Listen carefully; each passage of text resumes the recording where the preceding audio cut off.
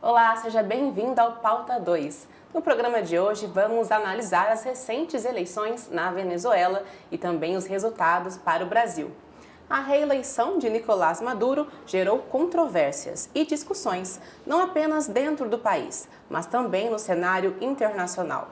Vamos explorar a legitimidade das eleições e as reações dos principais atores globais. A presença de observadores internacionais e as críticas de líderes mundiais têm sido destaque na cobertura das eleições venezuelanas. Vamos ver quais países e autoridades se pronunciaram sobre o pleito e como essas opiniões influenciam a percepção global da legitimidade das eleições.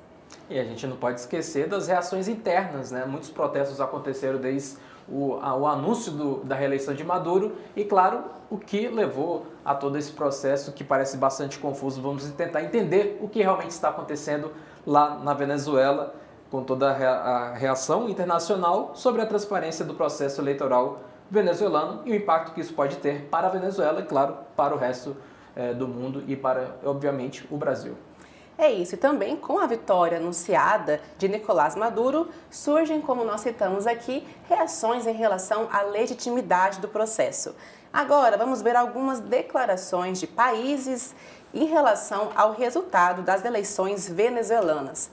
Para começar, temos aí a reação de Antony Blinken, que é secretário de Estado dos Estados Unidos, que disse que o país tem sérias preocupações de que o resultado anunciado não reflita a vontade ou os votos do povo venezuelano. Já Josep Borrell, representante da União Europeia, disse que depois do povo da Venezuela votar de maneira pacífica e massiva, a sua vontade deve ser respeitada e ainda afirmou que é vital assegurar a total transparência do processo.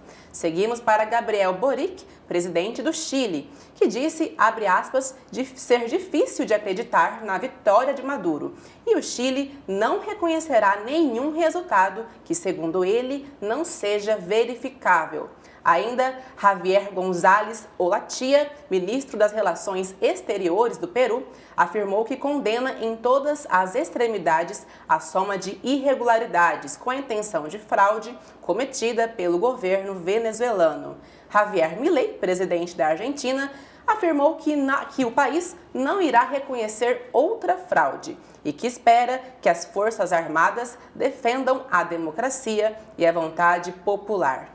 Já Josué Manuel Álvares, ministro de Assuntos Exteriores da Espanha, citou que a vontade democrática dos venezuelanos deve ser respeitada e ainda citou que a apresentação das atas de todas as mesas eleitorais para garantir resultados plenamente verificáveis é fundamental. E, por fim, Luiz Gilberto Murilo, ministro das Relações Exteriores da Colômbia, pediu a contagem total dos votos e uma auditoria independente, considerando que as vozes de todos os setores sejam ouvidas. Para entendermos estas e outras questões relacionadas ao contexto das reações internacionais e também os efeitos nas eleições da Venezuela, conversamos agora com um especialista, o professor do curso de Relações Internacionais da USP, Rafael Vila. Seja bem-vindo ao Pauta 2, professor.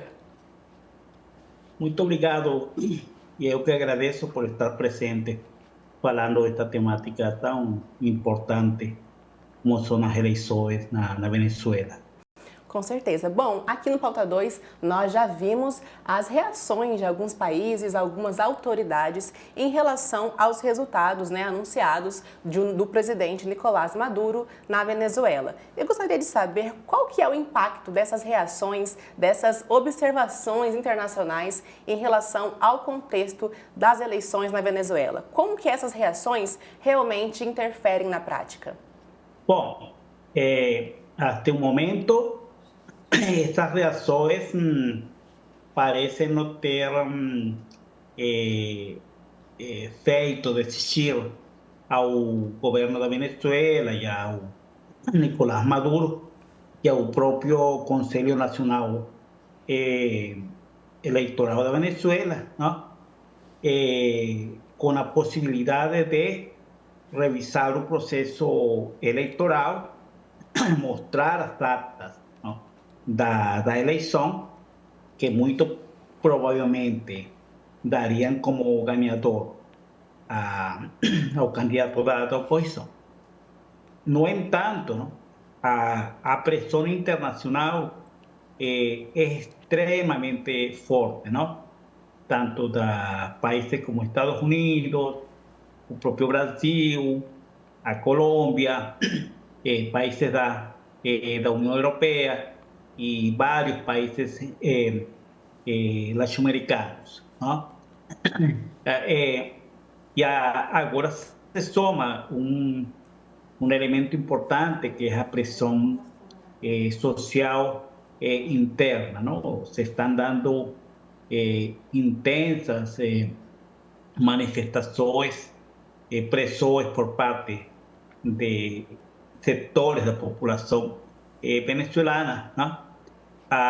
E embora no curto prazo Maduro, o Conselho Nacional Eleitoral também se resistem a revisar o resultado das eleições e a revisar as actas, provavelmente no médio prazo eles não terão força política nem social suficiente para se opor a essa revisão. Professor, um elemento importante para essa eleição, né, ocorrer no último domingo, é que em outubro do ano passado houve um acordo, ele ficou conhecido como o Acordo de Barbados, porque aconteceu lá, e nesse acordo ficou decidido que alguns órgãos internacionais, né, alguns observadores, iam acompanhar de perto as eleições da Venezuela, a ONU, alguns institutos especializados e a União Europeia. Mas no meio do caminho da organização, por exemplo, a União Europeia foi excluída dessa observação, por exemplo. Então, eu queria saber quais são as implicações agora para a Venezuela dessa exclusão, da exclusão do Grupo IDEA, da União Europeia. Quais são as implicações para o resultado, assim, da falta desses observadores que já estava prevista no acordo entre o governo e a oposição lá em outubro de 2023? Do ponto de vista político, as implicações dessa ausência de alguns países da União Europeia, não, como membros observadores, de algumas instituições regionais, como, por exemplo, a Organização dos Estados Americanos, tem um impacto muito grande, não, na transparência do processo e mesmo, não, para fazer uma espécie de contenção política às possibilidades de que as eleições não fossem fraudadas, não? Mas, de qualquer maneira, não, como esses observadores, mesmo que participaram, no caso do Brasil, através do embaixador Celso Amorim, não, eles não tiveram acesso à sala de contagem computacional das actas.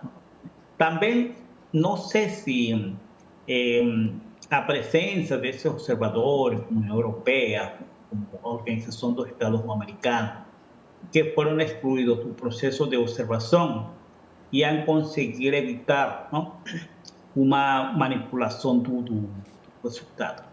Eu acho que o mais importante agora, não, é a pressão que, mesmo não sendo observadores, não, diretos, como o caso da OEA e o caso da União Europeia, não, a posição de pressão que essas organizações elas podem ter internamente, assim como a pressão que organizações que participaram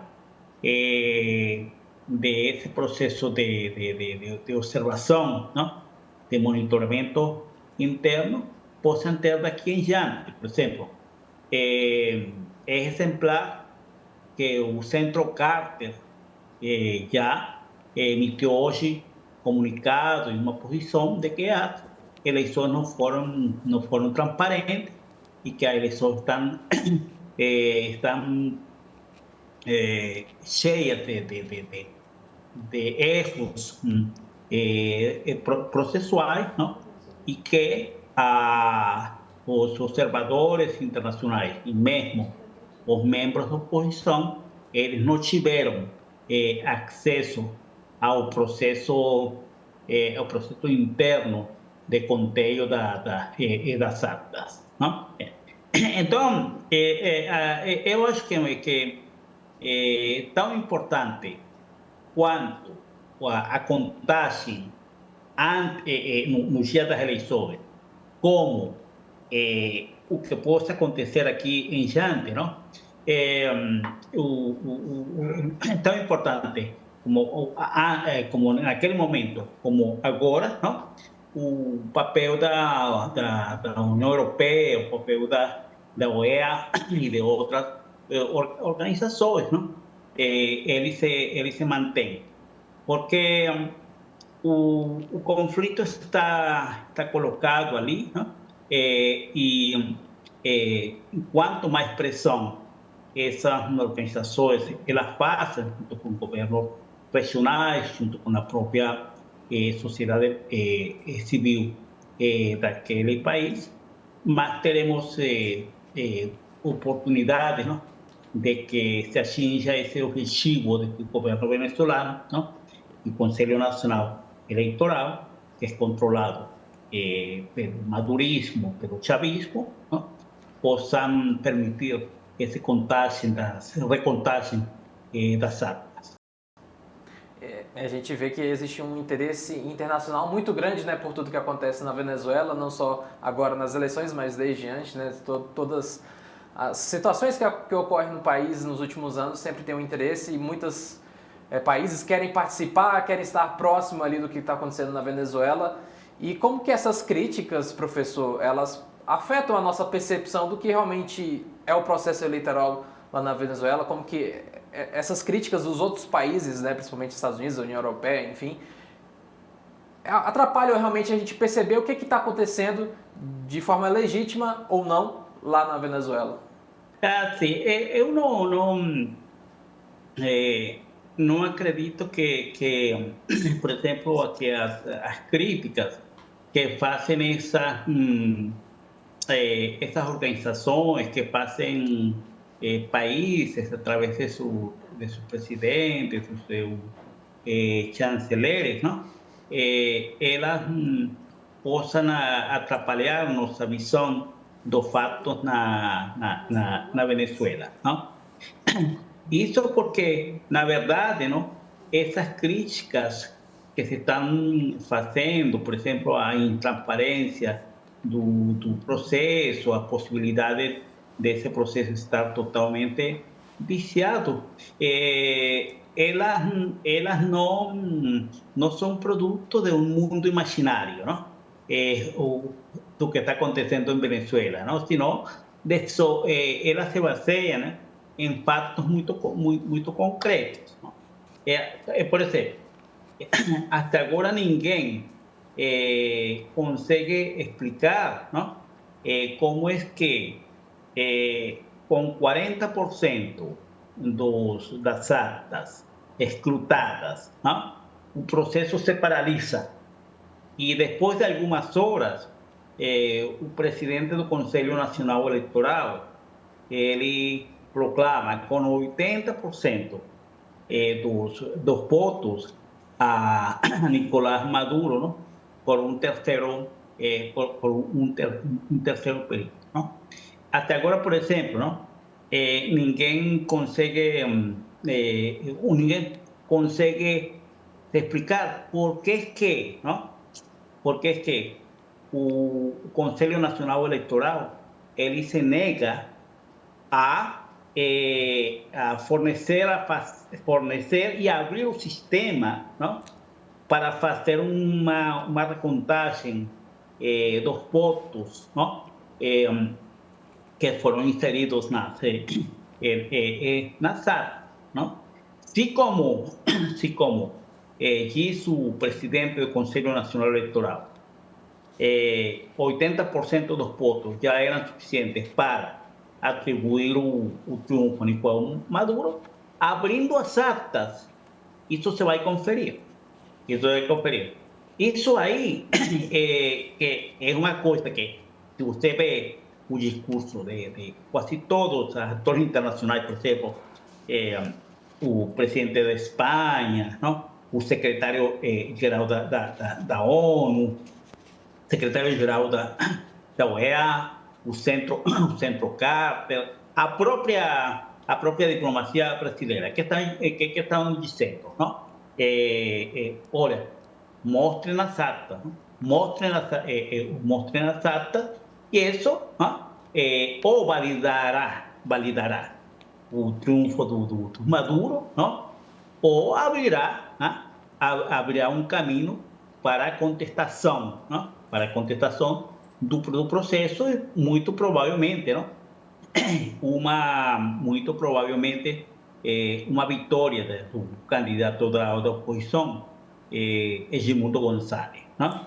E ainda nesse programa, professor... Não acredito tanto que as posições das organizações, presidentes, de maneira individual, de partidos de oposição, possam atrapalhar, não? Eu acho que eles contribuem para uma maior transparência do processo, que é o que está faltando. E no Pauta 2 de hoje ainda nós vamos explorar mais sobre as consequências, né, possíveis desse contexto e também sobre a relação entre Venezuela, Brasil. Mas esse primeiro bloco está chegando ao fim, mas já seguimos conversando com o professor do curso de Relações Internacionais da USP, Rafael Villa. Vamos para um rápido intervalo, mas já voltamos com mais Pauta 2.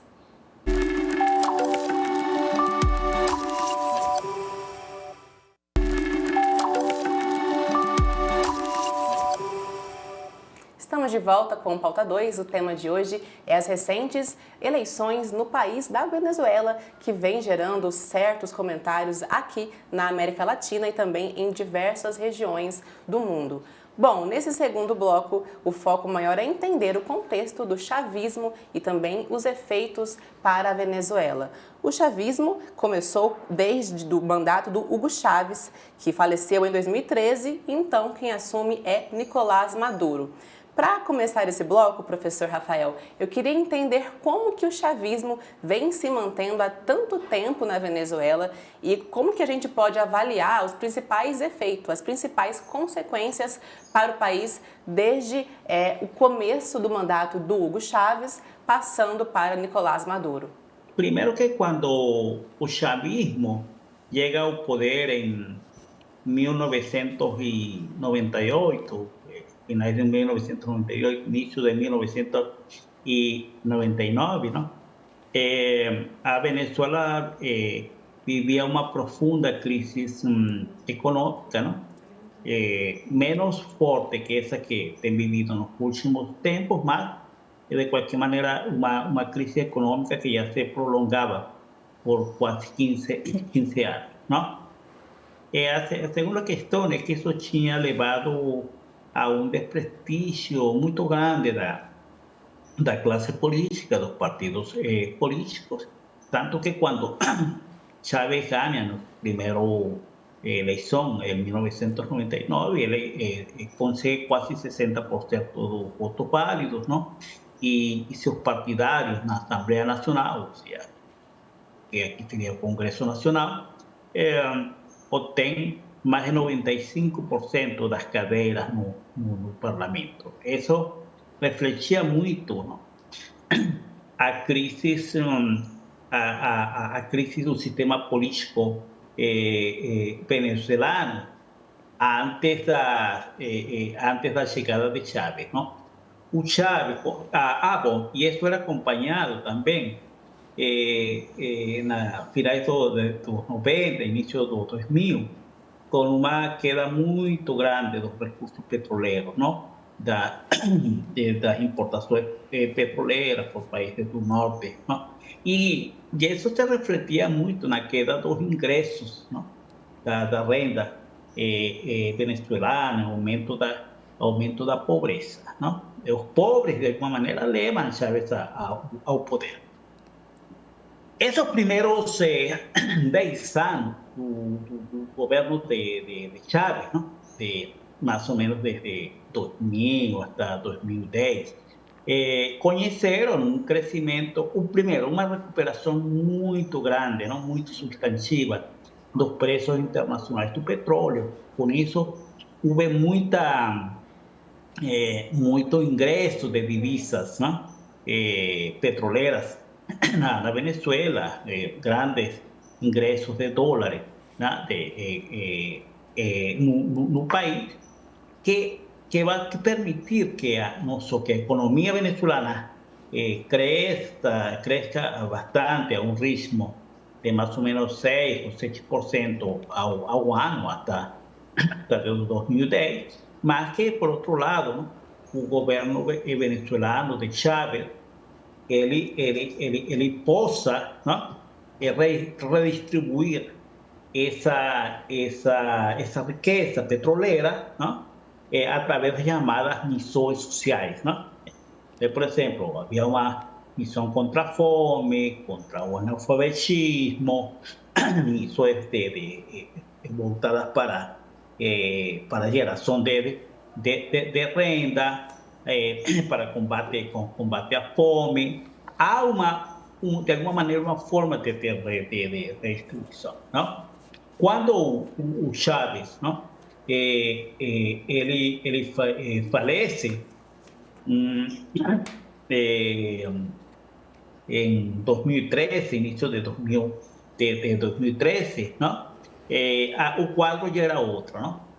De novo, uma queda dos ingressos petroleiros, não? De novo, uma crise, não? do emprego na Venezuela, não? E aí começam a acontecer, mesmo com a eleição de Nicolás Maduro, na primeira eleição de Nicolás Maduro, em 2013, já começam a aparecer sinais muito preocupantes da crise, não? Da crise, porque a renda do venezuelano começa a cair muito, não? Já não há como manter aquelas missões sociais que o Chávez tinha irrigado tanto, não? Com os recursos petroleiros, cujo preço do petróleo estava muito alto, e como consequência, não? A partir de 2016, 2017, não? O país já não tem capacidade de importar, uma crise de desabastecimento muito grande, não? E de outro lado, não? Se inicia na Venezuela um processo de migração, não? De migração que no seu maior, seu pior momento, não? Chegou a expulsar quase mais de 6 milhões de venezuelanos que hoje vivem no exterior, não? E a isso se suma, não? Um quadro hiperinflacionário brutal, porque entre os anos de 2019 até mais ou menos 2022, não? A hiperinflação declarada pelo próprio Banco Central da Venezuela chegou a índice de mais ou menos 130.000%, não? Alguns organismos internacionais, como o Banco Mundial, sobretudo o Fundo Monetário Internacional, falam em 160.000%.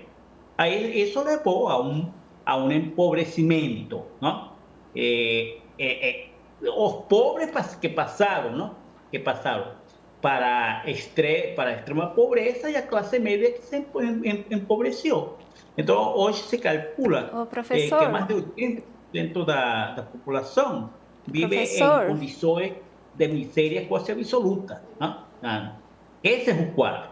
Esse é o quadro, ou essa é a consequência, não? De quase 25 anos de administração de chavista. Ao mesmo tempo que temos uma indústria petrolífera, ¿ya? En su infraestructura, tecnologia praticamente destruída, ¿no? Entonces, professor, a Venezuela passa de ser um país onde a gasolina, ¿no? O abastecimento de gasolina era praticamente de graça, ¿no?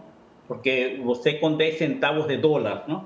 Enchia o tanque de um carro, a ter enormes filas todos los días, ¿no? Para abastecer, para abastecer de gasolina, ¿no? Entonces, y de otro lado, ¿no? Comienza un sistema político venezolano, ya a democracia, especialmente a democracia, práctica de democracia, comienza a ser corroer fortemente. Entonces, o que está acontecendo, neste momento, onde há alta probabilidade de que o governo e o CNE tenham corrompido esse processo eleitoral, é o resultado, não? De um processo que já começou, né? Pelo menos alguns 10 anos atrás, não? Mas que tem diferentes causas, como essa social, o empobrecimento da população, a migração, não? E assim, um quadro, uma situação em que só um pacto político, só um pacto social que está longe de ser atingido, não? Que está longe de ser atingido, como mostram esses fatos recentes, pode salvar ao país daquela situação, não? Um país que se deita, não? Se deita, literalmente, nas maiores reservas petrolíferas do mundo, provadas, não? Pela própria OPEP. Professor, aproveitando aí as situações que o senhor colocou, né, e considerando a crise econômica e também humanitária, né, dos últimos anos, a gente teve muitos, a gente observa, né, que muitos venezuelanos deixaram o país nesses últimos 10 anos, desde que Maduro assumiu. Queria saber do senhor o que torna o chavismo ainda forte hoje na Venezuela, porque Maduro ainda tem algum, de certa forma, muito apoio político dentro do país, mas em 2024, considerando todo o tempo que está no poder e a crise dos últimos 10 anos, o que torna Maduro ainda forte diante das instituições, né, eleitoral, judiciário, várias outras instituições do país ainda apoiam Maduro. O que torna ele forte, o que torna o chavismo ainda forte no país em 2024, porque a gente observa uma tentativa de mudança, mas de certa forma a população também ainda apoia o chavismo no país. Bom, a gente poderia dizer, até pouco tempo atrás, não? Que essa perdurabilidade, não? De Maduro, ele vinha basicamente, e esse apoio político, social, vinha de três fontes, né? Dos setores sociais mais pobres da população, né? Porque mal ou bem, desde os anos de Chávez, né? Alguma assistência social, algumas políticas assistencialistas, ¿no? Como por exemplo, entrega de uma sacola de alimentos, ¿no? A cada 15 dias, elas ajudam a gerar um certo apoio popular. Junto aos setores mais populares da população, setores sociais, também está o apoio da cúpula militar, não? Que a cúpula militar nos anos de Chávez, mas especialmente no Maduro, nos anos de Maduro, ganhou muito espaço, tanto político como econômico, não? Por exemplo, eles hoje em dia militares controlan algunas de las gobernaciones del país, ¿no? Controlan algún posto chave na Asamblea Nacional, ¿no? Tem su ministro de Defensa, Padrinho López, es una de las figuras políticas más influentes de la vida política venezolana, ¿no?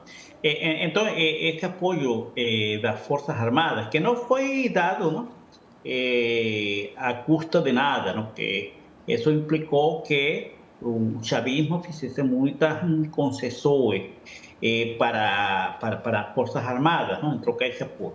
Isso estou falando do apoio da cúpula militar, não? Porque, assim, pensa-se que o apoio das Forças Armadas, não? É irrestrito, é monolítico, não. Veja, por ejemplo, en Venezuela existen hoy en día algo en torno de 300 presos políticos. De esos 300 presos políticos, a mitad de 450 son militares. Entonces, no es que no existe contestación del sector militar, del régimen chavista y del régimen de Maduro, ¿no? O que acontece é que a cúpula militar, pelos privilégios, tanto políticos como econômicos, não? E que eles têm, se apoiam ao Maduro. E ele está contando novamente agora com esse apoio. E o terceiro apoio, não? Vem dessa maquinária política, não? Que era o PSUV, não? O PSUV é o Partido Socialista Unificado da Venezuela, a principal maquinária política principal maquinária política da Venezuela. Mas qual é um fato novo? O fato novo é que, nesse momento, não, o regime chavista de Maduro, ele só se assenta em dois pilares, não?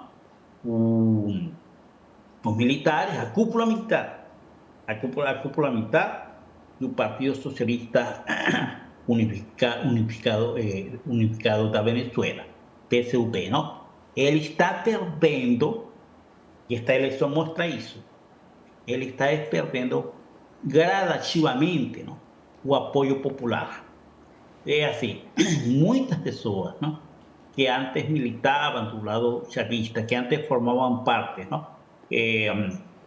Do universo social chavista, hoje passaram a ser oposição. E mesmo nos setores populares, setores sociais populares, de mais baixa renda, mais pobres, não? Que foram um bastião fundamental desde 2002, 2004, até o ano passado, não? Para o chavismo, o madurismo, não? Esse setor está perdendo apoio. Então, hoje ele só se mantém, não? Na base de dois bastiões fundamentais, não? Ou seja, militares, pelo menos no interno, militares e partido. E de outro lado, não? Assim, claro, ao externo, o madurismo ainda ele mantém, não? Algum apoio internacional de países como a Rússia, como a China, não? Países, por exemplo, agora a Rússia, tanto a China, não? Confirmaram ou referendaram a vitória de Maduro. Mas veja, em parte da comunidade internacional, União Europeia, Estados Unidos, países de América, uma parte dos países de América Latina, não? Inclusive de governos de esquerda, centro-esquerda, como o Brasil, como da Colômbia, não? O Maduro ele tende a perder muito apoio, não? Assim, nesse momento está infranqueável, não? Quanto a possibilidades de abrir uma negociação política na Venezuela, não? Que leve a uma recontagem das atas eleitorais. Mas eu acho que no médio prazo, não? não tem como resistir tanta pressão, tanto nacional, do ponto de vista social, não? Como internacional, não? De alguns países, inclusive países que no passado eram aliados, como a Colômbia e como o Brasil. Professor, no próximo bloco nós vamos continuar falando sobre os desafios, né, que Maduro vai ter que enfrentar nesse novo mandato e também as consequências da eleição de Nicolás Maduro para o Brasil e para todo o contexto da América Latina. Vamos dar uma rápida pausa, mas já voltamos com mais Pauta 2.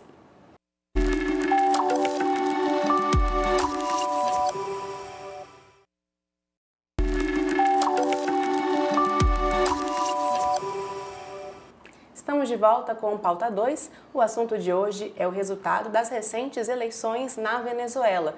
Já conversamos sobre o resultado da legitimidade, os questionamentos, a transparência do processo, entendemos também sobre a linha do tempo do chavismo no país e agora vamos entender mais sobre os efeitos práticos para o Brasil e para a América Latina.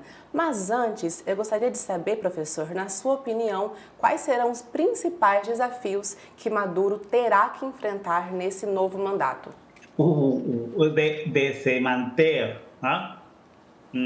Esse resultado, ¿no? Que a todas luces ele parece legítimo. O sea, o principal desafio dele, ¿no? É se manter no poder, ¿no? Primeiro com uma forte deslegitimação social interna, ¿no?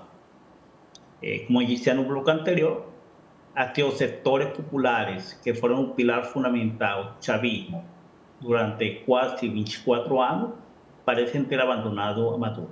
Segundo, se manter no poder, no governo, em uma situação de forte isolamento, tanto regional como internacional, ¿no? Porque, claro, de sanções, ¿no? De uma retomada de sanções por parte econômica, por parte dos Estados Unidos, ¿no? Que pode levar, ¿no? Ao país a um isolamento muito pior que aquele que sofreu de 2019, ¿no? a 2022, 2023, ¿no? Então, o principal, e veja só, como as imagens estão mostrando, ¿no? Isso que está acontecendo na Venezuela, ¿no? Mostra o descrédito popular, ¿no? Nunca se está dando um fenômeno parecido àquele quando o povo lá no Iraque de Saddam Hussein, ¿no? Lá em 2003, 2002, começou a derrubar as estátuas de Saddam Hussein, ¿no? Lá no Iraque. Aqui se estão começando a derrubar, já sido derrubadas em várias cidades, povoados do país, ¿no? Várias estátuas do Chávez. Isso é uma condição social, não? De extrema rejeição, que vai ser um desafio muito difícil para um terceiro mandato de Maduro, não? Encarar. De outro lado, não? O isolamento regional. Como encarar o isolamento regional, por exemplo, de países como o Brasil, como a Colômbia, ¿no? Eventualmente venham a romper relações diplomáticas com o governo de Maduro, ¿no? Essa é a situação. Espera isolamento social interno e diplomático ao externo, ¿no? Extremamente forte. Professor, é interessante pensar nessa relação de Maduro com o Brasil, né? Porque até pouco tempo o Brasil era muito crítico do país, da Venezuela, por conta do nosso governo, que estávamos sob a administração do Jair Bolsonaro. Mas desde o ano passado, quando o presidente Lula voltou para o terceiro mandato, ele vem endossando a presença de Maduro na política internacional novamente. Ele esteve no Brasil para a posse de Lula. Então, é uma pessoa próxima, né, por ser de esquerda também, mas a gente percebe no contexto sul-americano, na América Latina de forma geral, que os governos de direita, eles estão criticando, né, eles não reconhecem naturalmente o mandato de Maduro, as eleições, mas há também uma certa tensão com os países que são governados por presidentes de esquerda também. Um dos presidentes mais importantes, né, o presidente Lula do continente, também está em tensão com Maduro de certa forma, né? Ele está tentando aliviar essa relação, mas teve uma certa tensão durante o processo eleitoral, porque o presidente Lula ele demonstrou preocupação com o andamento do processo, né? Para saber se seria democrático, se seria legítimo, se o resultado seria respeitado também. Queria saber do senhor como essa tensão entre Lula, que é um dos principais apoiadores de Maduro no continente e no mundo também, como essa tensão entre os dois afeta a política da Venezuela externamente no momento em que ele recebe apoio de alguém no mundo de forma mais aberta. Primeiro, a posição que hay que deixar claro, ¿no? Que a posição que pensa o Brasil em torno de Venezuela e o posicionamento do Brasil, o crítico, o favorável, Maduro, ele importa muito, ¿no? Importa muito porque muito do futuro, ¿no? Das decisões que venha a tomar o governo de Maduro, ou, por exemplo, retomar um processo de negociação em torno de novas eleições ou recontagem das actas, vai depender muito da posição do Brasil, a posição de pressão ou não por parte do Brasil, não? E assim, para o Brasil, o que está acontecendo para a diplomacia brasileira, o que está acontecendo na Venezuela, não deixa de ser uma coisa assim, não? Como uma espécie de divisor de águas, porque talvez nunca se viu uma posição tão crítica, ou pelo menos de tanta ressalva, da diplomacia brasileira, começando pelo próprio Lula, não? Que pode ter falado algumas frases, por exemplo, ontem, não? O que está acontecendo lá é normal, não? Mas que, para além disso, não? Sua diplomacia está exercendo intensa pressão sobre o governo de Maduro. Ou seja, para o Brasil, não? Era uma posição extremamente delicada, porque implica, não? Ou em abandonar um aliado de muito tempo, não? Um aliado de muito tempo, ou continuar com um apoio, sabendo toda a onda de críticas que isso vai originar sobre a diplomacia, brasileira. Agora, bem, o Brasil, ele já tinha elevado a aposta, não? Quando,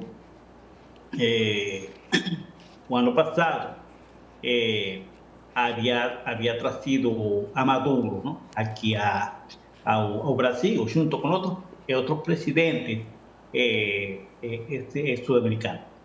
Mas aquela vinda de Maduro aqui, no momento que ele estava muito isolado regionalmente, na América do Sul, especialmente, significava como trazer Maduro para a negociação, não? E para uma interlocução, para que abrisse um processo de distensão, né, política na Venezuela e de negociação, não? De negociação com a oposição. Isso, não? Bom, e você vê, o Brasil participou, não? Junto a países como Barbados, de toda uma, digamos assim, de toda uma cúpula para poder trazer a Maduro para a negociação. Que o Maduro, não? hace manter ese resultado, ¿no? Muy probablemente fraudado, eso va a significar, ¿no? Un revés extremadamente serio para la política externa brasileña, ¿no? Que por no ter atingido o objetivo, ¿no? De que en Venezuela se realizasen elecciones con alguna transparencia que pudiese llevar a una alternancia do poder después de 25 años de chavismo, ¿no? después de 25 años de chavismo no poder. O sea, para a diplomacia brasileira é um momento delicado, não? Momento delicado, porque ele fica num dilema, não? Ou continua com o apoio ao antigo aliado, não? Ou assume, ou caso não sejam recontadas actas, não? Ou ele decida, não? Continuar, ou seja, quebrar, não? Esse apoio a esse antigo aliado. Agora, eu acho, embora tenha havido muitas críticas sobre a presença do Brasil na Venezuela, eu acho, na Venezuela, nesse processo eleitoral, enviando ao enviado especial, emissário especial, o Celso Amorim, não? O assessor especial, Celso Amorim, a Caracas, acompanhar o processo eleitoral, acho que a posição foi correta, não? O Brasil, como a principal liderança, o país de maior peso político em Sudamérica, ele não se podia ausentar, não, desse processo. E veja que a presença lá tem sido importante. Por exemplo, na embaixada argentina, ¿no? Están varios perseguidos políticos do regime de varios perseguidos políticos venezolanos, ¿no? Perseguidos del régimen de Maduro, ¿no? Pues se sabe que el embajador argentino debe que estar en el país, así como otros embajadores, ¿no? De Perú, por ejemplo, ¿no? Chile. Mas veja, só o pedido brasileiro ontem evitou que o exército venezolano, que a polícia venezolana invadissem a embaixada da Argentina para capturar a esses perseguidos políticos, o Maduro que está na embaixada argentina. Isso mostra o papel importante, não? O papel de interlocução com o regime de Maduro. Eu discordo dessa posição de que o Brasil deveria ter uma posição mais isolada, não? Do conflito venezolano. Nem pode ter. Imagina, não? Porque o Brasil, além de ter muitos interesses com a Venezuela, através do Mercosul, não? Através do Mercosul, e também pelo impacto da migração venezolana no país, que já é em torno de 200.000 pessoas. Não chega a ser tanto como na Colômbia, que passa de 2 milhões de pessoas, não? de venezolanos imigrantes, mas é uma migração importante, E o Brasil sabe, não? Brasil sabe que atualmente Venezuela tem 7 milhões ou mais de imigrantes no exterior, sobretudo nos países latino-americanos. Mas, de não chegar a uma solução política negociada, nós estaremos na frente de uma nova grande onda migratória venezuelana. Isso também preocupa ao Brasil, não? Por isso, o Brasil continuará a ter, não? Uma posição chave para chegar-se a uma solução negociada, não? Que conduza a uma recontagem das actas ou eventualmente outras saídas, como a anulação dessas eleições, convocação de outras eleições, etc.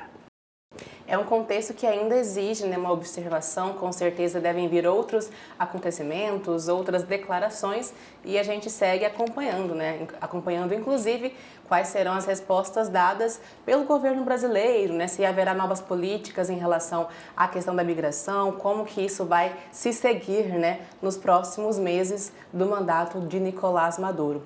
Professor, muito obrigada pela colaboração, excelente te receber aqui no Pauta 2. Muito obrigada e até uma próxima oportunidade. Muito obrigado a vocês, até uma próxima oportunidade. É isso, por hoje o Pauta 2 chega ao fim, mas te esperamos em próximos episódios. Inclusive, se você quiser mandar sugestões, é só nos enviar por meio do nosso Instagram, @Sistema Sagres. Muito obrigada pela sua companhia e até o próximo Pauta 2.